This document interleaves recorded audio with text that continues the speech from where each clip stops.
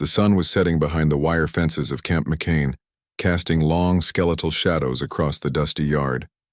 The day's heat was finally loosening its grip, and the air carried that faint smell of pine and machine oil that always clung to the camp. The German women, 43 of them, stood in quiet groups near the barracks, their khaki dresses and worn boots dulled by the Mississippi dust. Martha adjusted her headscarf, glancing toward the line of American guards by the gate. They were talking in low voices, chuckling over something. To the women, that sound of laughter always carried a strange weight, proof of a world that still had joy in it, something they themselves had forgotten how to feel. Then Sergeant Tucker appeared, clipboard in hand, his broad shoulders catching the fading light. "Attention," he called out, his southern accent cutting through the murmurs.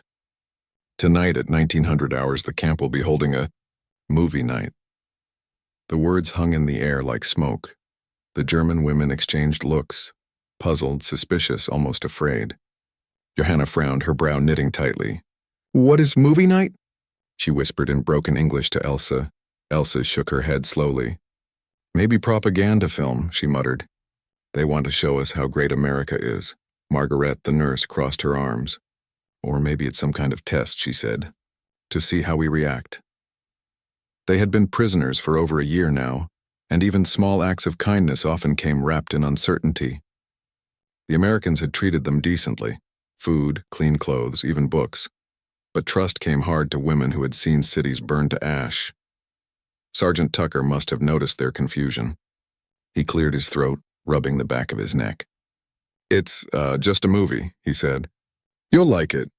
Something to take your minds off things." But his attempt at reassurance only deepened the tension. What could possibly take their minds off the war that had shattered everything they knew? Inside the barracks that evening, as the women changed into their cleanest uniforms, the air buzzed with uneasy speculation. Johanna tried to joke, her voice trembling slightly.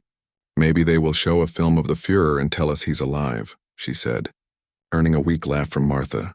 "Or maybe," Elsa said quietly, "it will be a film about freedom." That word, freedom, landed like a stone. The room fell silent for a long moment. Then Margaret said softly, "Whatever it is, we will watch." When the bell rang, they filed out toward the mess hall, the gravel crunching under their boots. The American soldiers had strung a white sheet across one wall, a bulky projector set up on a crate. Rows of benches faced the screen, and the smell of popcorn, real popcorn, hung in the air. Johanna stopped at the door, staring. "They make this for us?" she asked. Lieutenant Moore, standing nearby, smiled gently. "For everyone," she said. "Americans and Germans both." The women hesitated, their eyes darting around the room, unsure if they should sit. Then Martha took a breath and stepped forward, choosing a seat near the back. One by one, the others followed. As the last of them entered, the lights began to dim. The air changed, hushed, electric, filled with something none of them could quite name. Martha looked toward the glowing projector, the beam of light cutting through the dust like a ghost from another world. For a brief second, she forgot she was a prisoner. The projector rattled to life with a mechanical hum, and a thin cone of light pierced the darkness. Dust motes floated in the beam like tiny stars. Then, click, the first frame appeared, flickering and jittering before the focus settled. A black and white newsreel filled the makeshift screen. Cheerful music, the booming voice of an American announcer, scenes of soldiers returning home, children waving flags, wives running into their husbands' arms. The German women sat frozen. For a moment, they didn't breathe. Johanna's hands clenched in her lap. Her eyes darted from the smiling faces on the screen to the motionless crowd of women around her. The announcer's words were too fast for most of them to understand, but they didn't need a translation to grasp the meaning. The war was over. These were the victors, and they were happy. Margaret leaned forward slightly, her nurse's hands trembling. The images of families embracing struck her like a physical blow. Her daughter Sophie's face appeared in her mind, thin, pale, hungry. When was the last time she smiled like that? The newsreel shifted to scenes of American life, bustling city streets, grocery stores overflowing with fruit and bread, cars shining under sunlight, children running with ice cream cones that melted down their wrists. A low murmur rippled through the room. Else bit her lip, her eyes glistening. "Is this real?" she whispered in German. Martha's throat felt tight. I think, yes. The contrast was unbearable. Only months before they had been scraping mold from bread crusts in Metz, boiling weeds for soup, listening to the thunder of bombers overhead. Now on this white sheet in a Mississippi camp, they were watching a world that had survived the war untouched. When the newsreel ended, the hall stayed silent, except for the projector's steady clatter. Then the next reel began. This time, an American film. The opening credits rolled in English letters none of them could fully read. The first scene showed a small town, a young man in uniform stepping off a train, his sweetheart waiting with tears in her eyes. The music swelled. The Americans called it Since You Went Away. The women sat like statues, their faces illuminated by flickering light. Johanna didn't understand the words, but she understood the emotions. The tenderness, the longing, the aching relief of reunion. It was a story about people who had waited and been rewarded. In the flickering light, Martha's face softened. Her lips parted slightly as she watched the characters laugh and cry. Her English was improving and she caught fragments of dialogue. Love, home, tomorrow. Words that once belonged to another life. Halfway through the film, Lieutenant Moore moved quietly among the benches, setting down small paper cups. Inside each cup was a handful of warm popcorn. The smell reached the German women first. Then the realization, popcorn, for them. Margaret hesitated before taking one. The kernels were pale, light, and buttery. She placed a single piece on her tongue and it melted almost instantly. She blinked, as if the taste itself was too strange to believe. Else laughed softly, a sound that startled even her. It tastes happy, she whispered. The American sitting nearby turned, smiling at the sound. For the first time in a long time, the German women didn't look away. As the movie played on, something began to shift in the room. The boundaries blurred. The uniforms and languages and histories mattered less than the flickering story they were all watching together. When a tender scene showed the soldier's sweetheart setting the dinner table, Johanna's chin began to tremble. The simple gesture, a folded napkin, a plate, a candle, was unbearable in its normalcy. She thought of her mother's kitchen in Munich, long gone now. The smell of rye bread, the warmth of the stove, the laughter that had once filled that small room before everything was consumed by sirens and fire. Her tears fell silently, catching the projector's light. By the time the film ended, the entire hall was quiet. No one spoke. The only sound was the slow unwind of the film reel. Then the lights came up. The sudden brightness felt harsh, too real. Martha blinked against it, wiping her eyes before anyone could see. Sergeant Tucker stood near the door, arms crossed, watching the women carefully. He had expected polite boredom. Instead, what he saw in their faces was something deeper: shock, sorrow, wonder. He cleared his throat awkwardly. So, he said, that's what we call a movie night. The German women didn't move. Finally, Elsa stood, her expression dazed but gentle. Sergeant, she said softly, her accent thick but her words clear. This was not just movie, it was memory. Tucker nodded slowly. Yeah, he said. Guess it was. Felt harsh, too real. Martha blinked against it, wiping her eyes before anyone could see. Sergeant Tucker stood near the door, arms crossed, watching the women carefully. He had expected polite boredom. Instead, what he saw on their faces was something deeper: shock, sorrow, wonder. He cleared his throat awkwardly. So, he said, that's what we call a movie night. The German women didn't move. Finally, Elsa stood, her expression dazed but gentle. Sergeant, she said softly, her accent thick but her words clear. This was not just movie, it was memory. Tucker nodded slowly. Yeah, he said.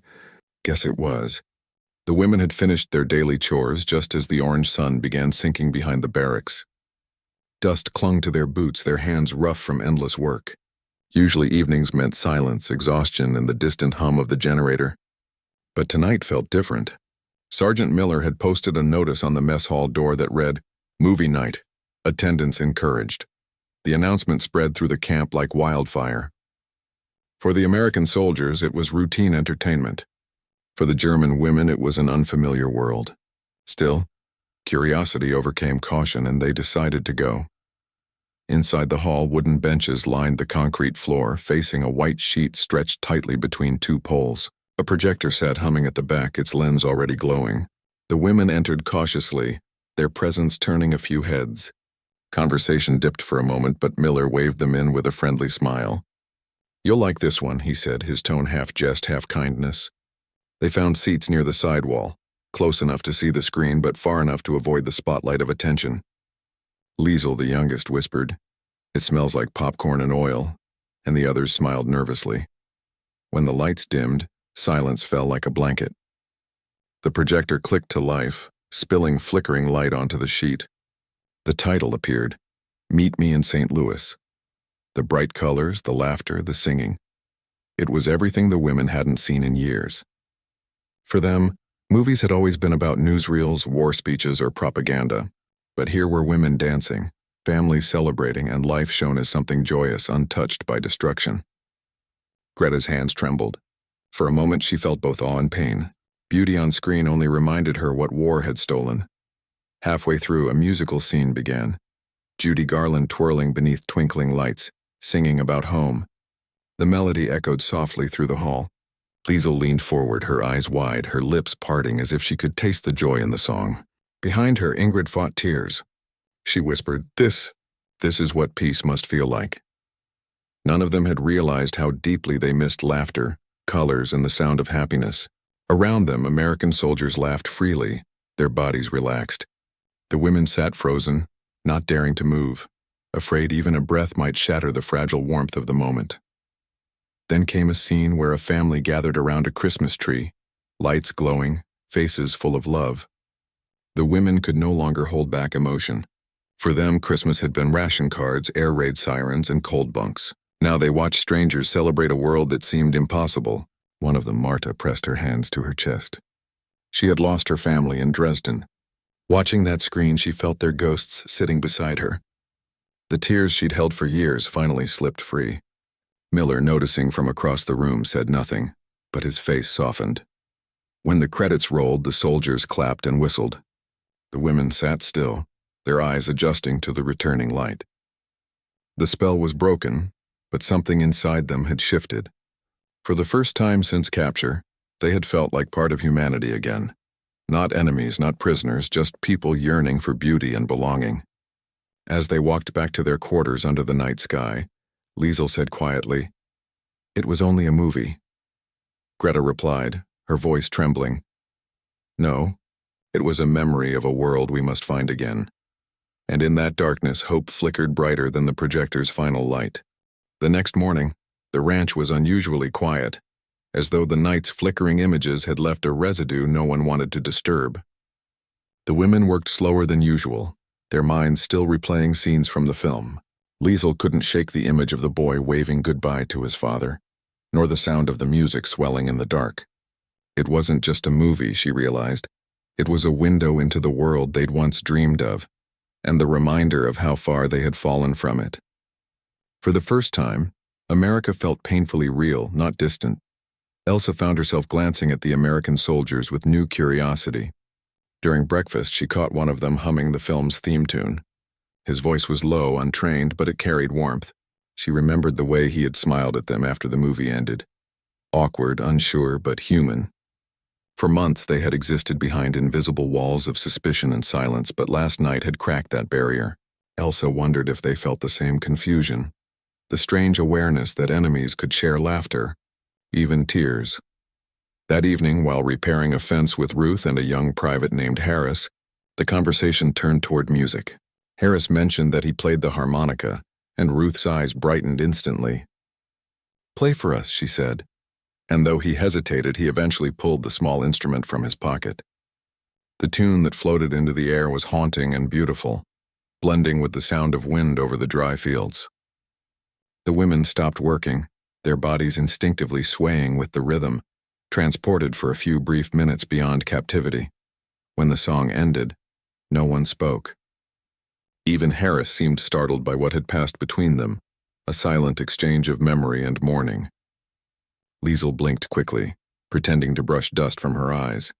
"In Germany," she said softly, "we had music too, but not like this." Harris didn't understand every word, but he nodded as though he did. That simple gesture, the acknowledgement of shared emotion, felt more profound than any treaty or apology could. It was the language of humanity, wordless but true. Later that night, Elsa sat outside the barracks, notebook in hand. The moonlight spilled across the page as she tried to describe what the movie had stirred inside her. She wrote about the faces of the American children on screen, the laughter in the theater, the way it all felt like belonging. Then she wrote something she hadn't dared admit before.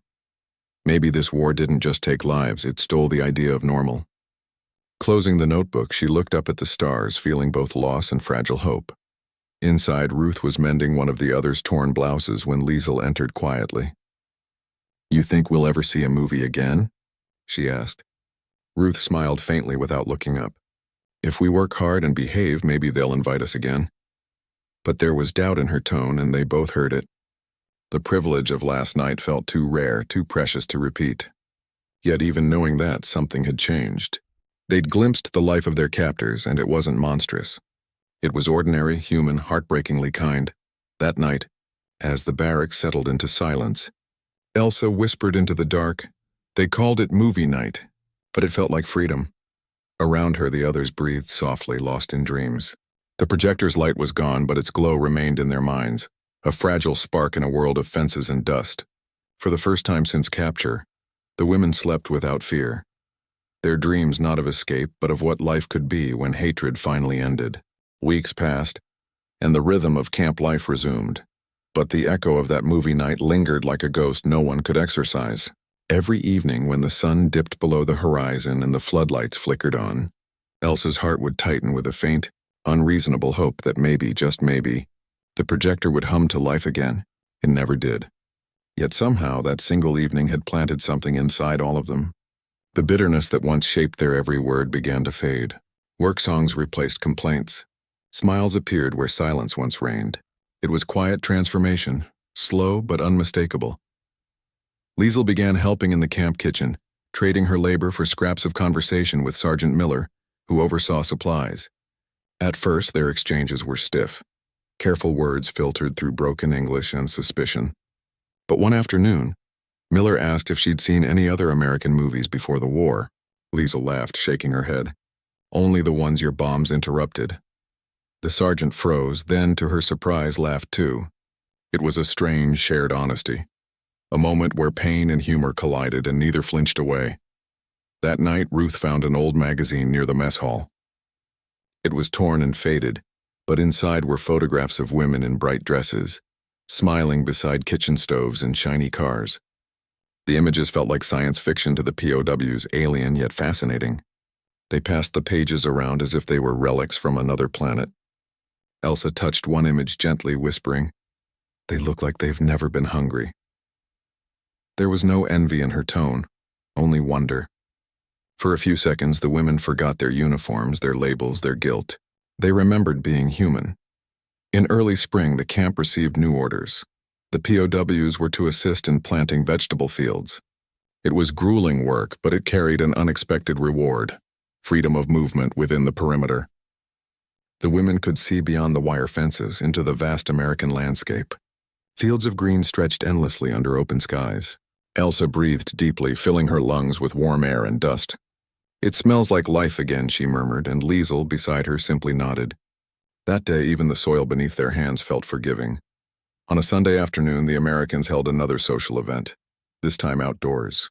It wasn't a movie night, but a small gathering with music and food. The German women were hesitant at first, unsure if they were guests or curiosities. But when an American soldier offered Elsa a paper plate piled with roast beef and potatoes, she hesitated only a moment before accepting. "Thank you," she said carefully. He grinned. "You liked the movie, didn't you?" She blinked, startled that he remembered. "Yes," she said softly. "It made us forget who we were, for a while." Later, as twilight painted the sky, a young soldier pulled out a portable record player. The crackle of jazz spilled into the air, raw and alive. Without thinking, Ruth swayed to the rhythm, her boots scraping the dirt. A few Americans joined in, awkward but joyful. Elsa laughed for the first time in months, a sound so pure it startled her. Across the field, Sergeant Miller saw her and tipped his hat. It was a simple gesture, yet it carried the weight of unspoken forgiveness. That night, as they walked back to the barracks, Liesel whispered, "Do you think they'll ever see us as women again, not prisoners?" Elsa looked toward the distant guard tower, where a lone light flickered in the wind. "Maybe," she said, "but I think we're already starting to see them as people." And for the first time since capture, she believed it. The fences were still there, the war still real, but something invisible had changed. Compassion, once unthinkable, had quietly taken root in the dust of Mississippi. Spring turned into summer, and by then the camp no longer felt like a cage. The fences still stood, the guards still patrolled, but the tension that had once defined every corner seemed to have melted under the Mississippi sun. The German women moved with a quiet confidence, their posture no longer hunched with fear or shame. Elsa had taken charge of organizing daily routines, gardening, sewing, even reading lessons. The Americans no longer called them the Germans, they called them by name. It was a small, subtle shift, but to the women, it felt like freedom in disguise. One evening, Lieutenant Moore, the camp nurse who had always treated them with quiet kindness, visited the barracks carrying something wrapped in cloth. The women gathered curiously as she placed the bundle on the table and unwrapped it. Inside was a small film reel, dusty and fragile. "It's a short," she explained. "We thought maybe you'd like to watch it again." For a heartbeat, no one spoke. Elsa's hands trembled. The thought of another movie night after all those months felt like a dream reborn. The women nodded eagerly, their eyes shining with something between hope and disbelief. That night, the projector flickered once more, bathing the mess hall in ghostly light. The Americans had set it up just as before. White sheets stretched tight, chairs lined in neat rows, and the scent of buttered popcorn filling the air. The film was simple, a short comedy about small-town America, but as the images danced across the screen, the women felt the same ache in their hearts, that same bittersweet reminder of everything they had lost and everything they were learning to love again. They laughed at jokes they didn't fully understand and cried when the movie ended too soon. Afterward, Sergeant Miller handed Elsa a paper cup of lemonade. "You girls looked happier tonight," he said softly. Elsa smiled faintly. "Movies, they make us feel normal," she replied. Miller nodded, staring at the ground. "Normal's a good thing. We all need a little of that." For a long moment, neither spoke. Around them, soldiers and prisoners mingled easily, sharing popcorn, laughter, and silence. The hum of the generator filled the background, steady and alive, like the heartbeat of something fragile being rebuilt. Weeks later, orders arrived from Washington. Repatriation would begin. The war was over. The POWs were to be sent home. The announcement hit the camp like a thunderclap. Some women wept openly. Others sat still, faces unreadable. Elsa stared at the paper in her hands, her stomach hollow. Home. Germany. But what was home now? The cities they'd left behind were rubble. The families they'd known, scattered or gone. The thought of leaving this strange sanctuary where enemies had become friends filled her with fear she couldn't name. On their final evening, the Americans hosted one last gathering. It wasn't called a farewell party, no one could bear the word, but it felt like one all the same. They roasted meat outdoors, played records, and handed out small packages, soap, postcards, bits of candy. Lieutenant Moore hugged each woman in turn, whispering, "Go live." Sergeant Miller shook Elsa's hand, pressing a folded note into her palm. She opened it later on the train to find just 5 words written in rough pencil. "You made us better too."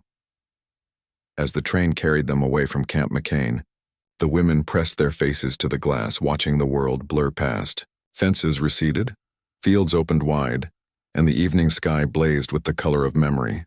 Elsa turned to Liesel and whispered, "Do you think we'll ever see them again?" Liesel smiled faintly. "Maybe not," she said. "But I think they'll remember us when they see a movie." The 2 women sat in silence, listening to the soft rattle of the train and the distant hum of freedom calling their names. Years later, long after the fences had rusted and the uniforms had been folded away, Elsa found herself in a small movie theater in Wisconsin. She had married an American machinist who had once served at Camp McCain. The war was now something people spoke of in documentaries and history books, but for her, it lived in the quiet moments between scenes on a screen. That evening, The projector's flicker caught her face just as it had years ago, back when she was still a prisoner. She smiled faintly, tears blurring the frame of a black and white Western. Her daughter, Anna, nudged her arm. "Mama, why do you always cry during old movies?" Elsa chuckled softly. "Because they remind me of when I learned what kindness looks like." Anna frowned, confused, but leaned closer. On the screen, a cowboy offered his hand to a stranger. Simple, unremarkable, yet to Elsa, it echoed the gesture of an American soldier who once offered her popcorn in a Mississippi camp. The theater lights dimmed further, and she felt time collapse, Germany, the camp, the laughter, the fear, all folding into one eternal reel. After the film, she lingered in the lobby, staring at a poster for the next showing. It's a Wonderful Life. The irony was not lost on her. Once, life had been stripped to hunger and shame. Now she stood beneath a neon sign, her heart full. She thought of Liesel, who had settled in New York, of Greta, who taught English in Berlin, and of Lieutenant Moore, who had written letters until the day she died. They were all fragments of a single story, enemies who had discovered they could be human together. She kept one photo from those days, a faded black and white image of the women seated in rows, watching the first movie night.